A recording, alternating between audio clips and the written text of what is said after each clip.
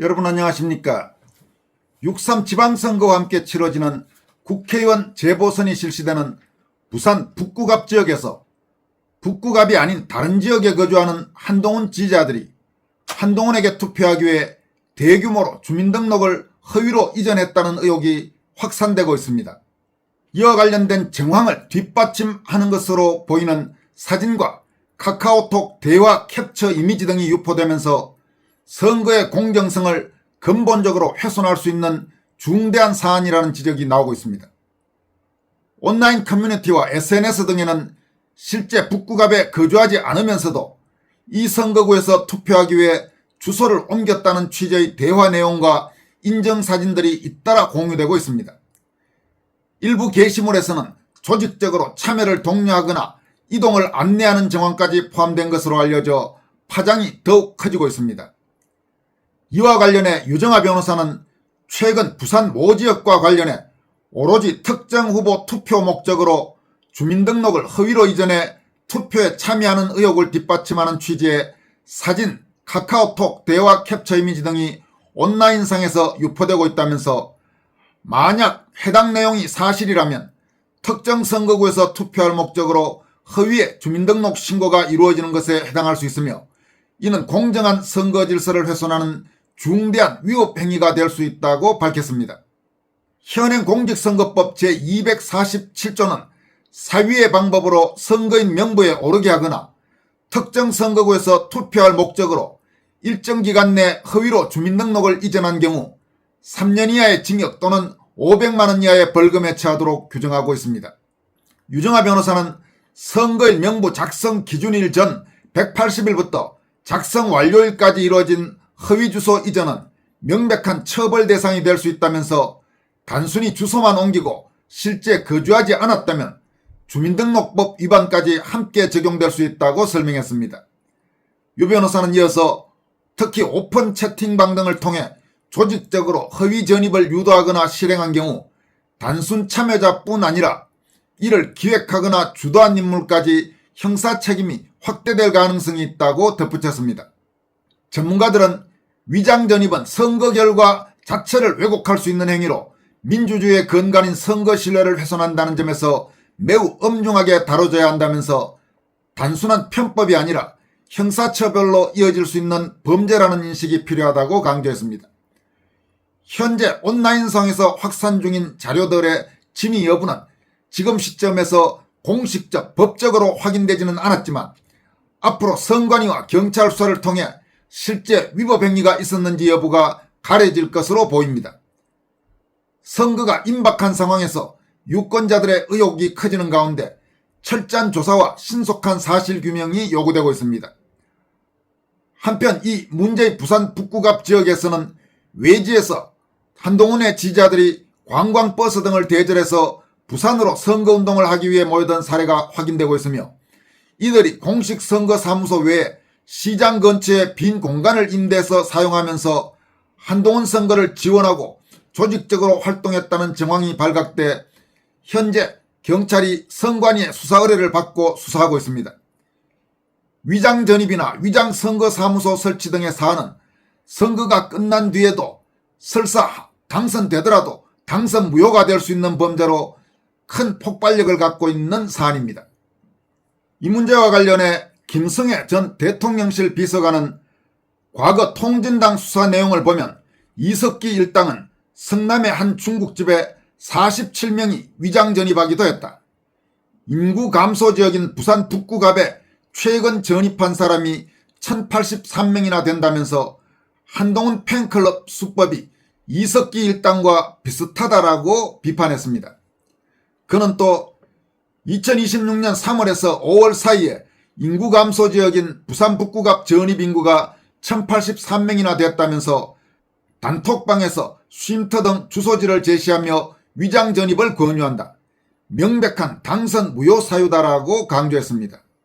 김성애 전 비서관은 또 온갖 불법을 다 저지르고 있는 한동훈 일당, 경기 동부거읍 간첩 이석기 일당이 울고 가겠다라는 제목의 소셜미디어 게시글을 통해서 다음과 같이 밝혔습니다. 한동훈을 둘러싼 팬클럽의 부정과 불법이 선을 넘어도 한참 넘고 있다.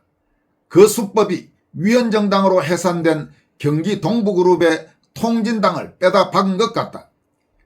유사선거사무소 운영, 위장 전입이 의심되는 주소지 이전 등 간첩 이석기의 경기 동부그룹이 저질렀던 각종 수법이 그대로 재현되고 있다. 종북 주사파들이 모인 대깨문 후예들답게 그 수법을 그대로 베끼고 있다. 문제는 한동훈이다. 저렇게 저지르고 있는 팬클럽의 불법적인 선거운동에 대해 우리와 관계없는 일이라며 선을 긋고 팬클럽에게 떠밀고 있다. 그러면서 그 팬클럽의 응원을 받으며 선거운동을 하고 있다. 참으로 이중인격을 지닌 간악한 자가 아닐 수 없다. 이석기는 고개라도 숙였지만 한동훈은 더 뻔뻔하다. 이석기가 나타나도 저 정도는 아닐 텐데 가면선 이석기라도 되는 모양이다. 가발선 이석기인가 라고 질타했습니다.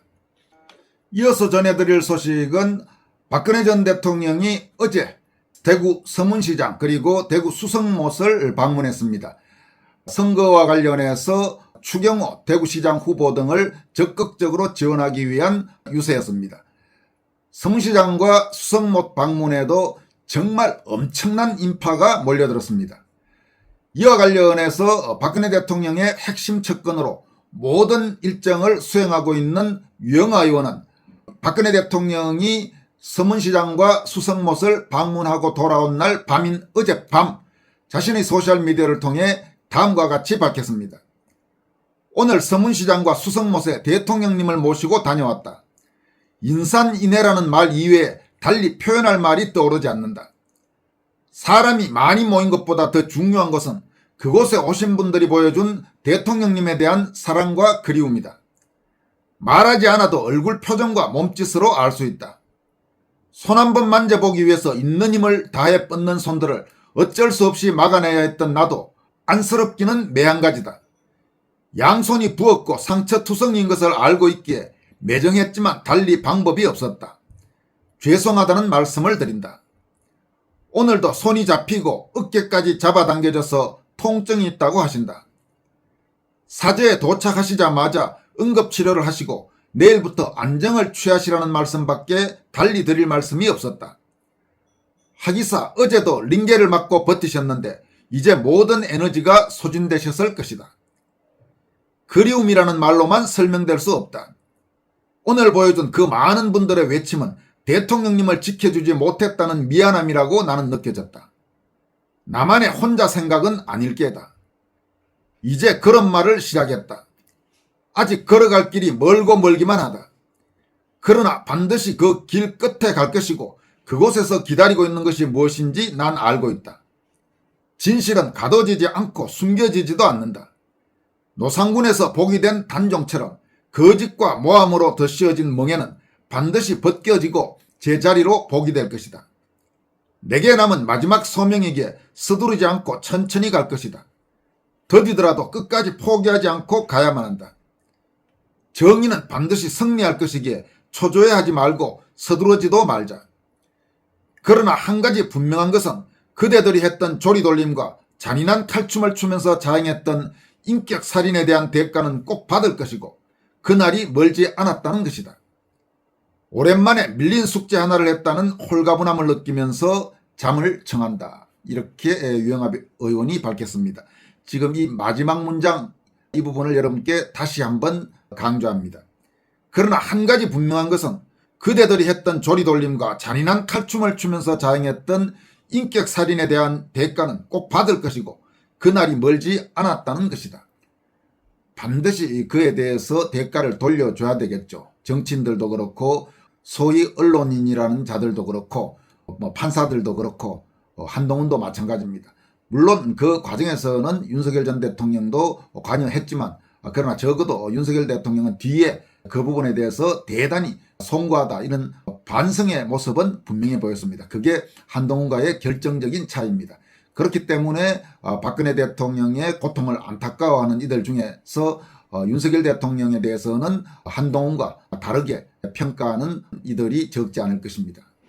유영하 의원은 또 홍준표가 최근 박근혜 태풍과 관련해서 박근혜 내세운 감성자극 투표가 대구 미래 암담하다 이러면서 김부겸을 지지해달라고 주장과 관련해서 홍준표를 아주 통렬히 비판했습니다. 유영하 의원은 홍준표에 대해서 다음과 같이 질타했습니다. 참 가지가지한다. 그냥 가만히 있으면 시쳇말로 본전은 하는데 늘 방정 때문에 욕을 부르고 있다. 그대는 국민의힘 후보로 시장에 당선되지 않았던가.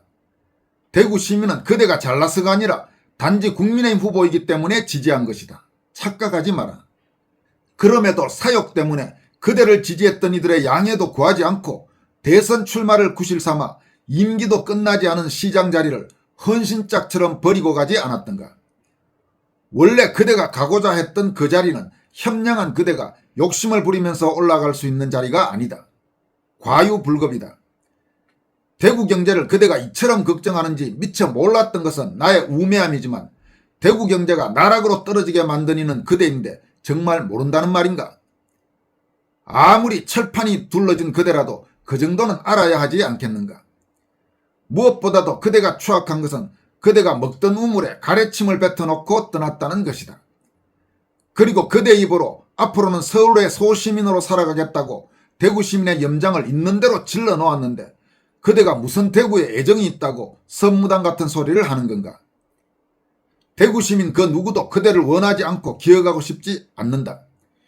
이제 쉰소리는 그만하고 그대 말처럼 서울의 소위 그 우아한 그대 거처에서 소시민으로 일상을 살아가라. 두 번 다시 그대가 대구에 발을 붙일 일도 없을 것이며 보수에서 그대의 룸은 없다. 고마해라 많이 묵었다는 영화대사가 떠오른다.